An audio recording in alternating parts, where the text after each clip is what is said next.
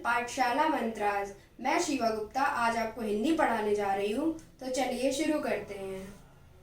ये मैंने बहुत ही अच्छा टॉपिक लिया है, वर्ण विचार, जिसके अंतर्गत हम लोग वर्णमाला को पढ़ेंगे।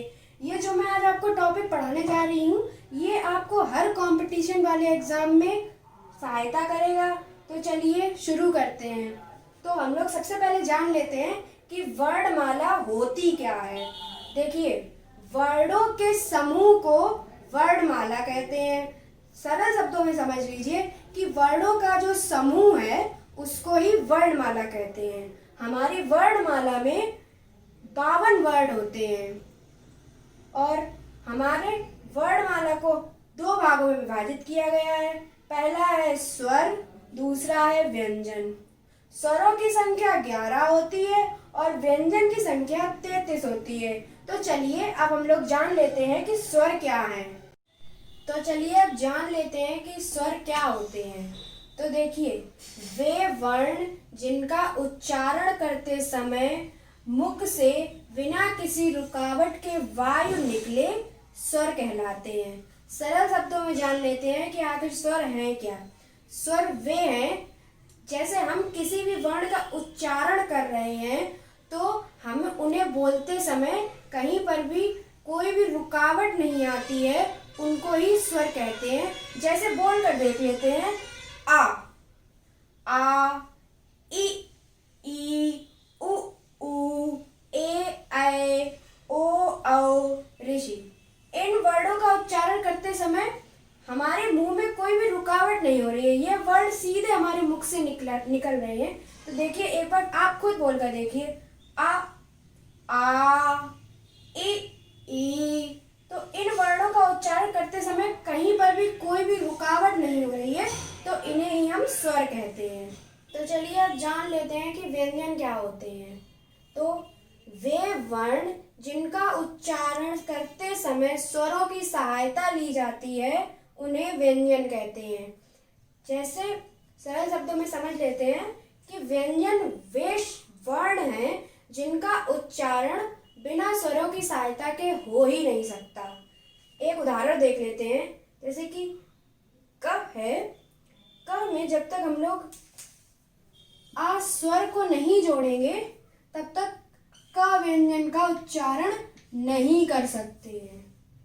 तो आपको मेरी बात समझ में आई? अब आप खुद बोल कर देखिए, जैसे बोलिए, का बोलिए। जब हम लोग का बोल रहे हैं तो 2 शब्दों का मेल हो रहा है, क और आ का। आ जो है वह एक स्वर है जो कि क में जुड़कर क को बना रहा है। ऐसे ही देख लीजिए ख।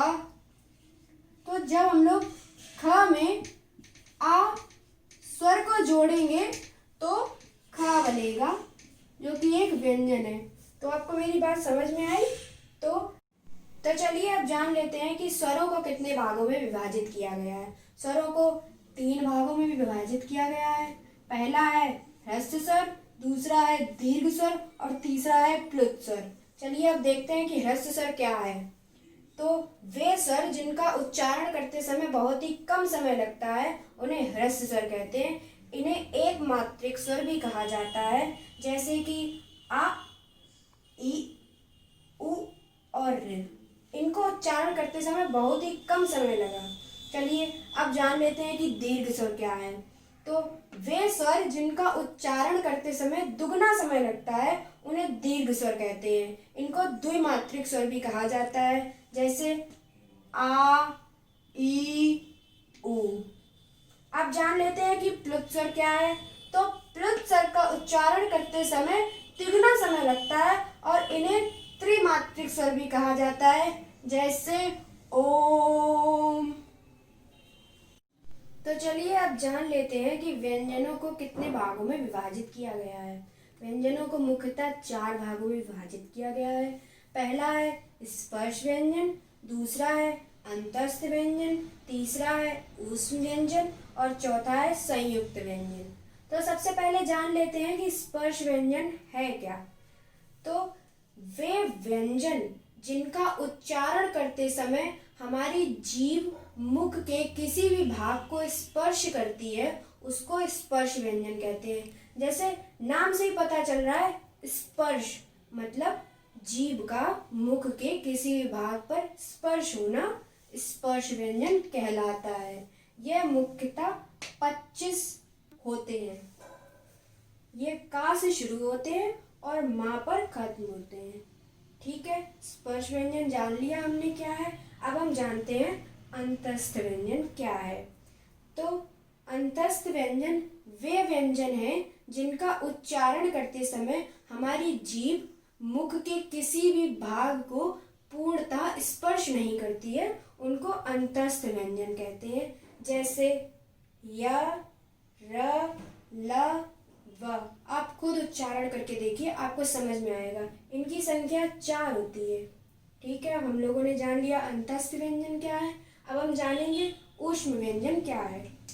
तो ऊष्म व्यंजन वे व्यंजन हैं जिनका उच्चारण करते समय हमारे मुख से ऊष्मा अर्थात गर्मी निकलती है, उसको ऊष्म व्यंजन कहते हैं।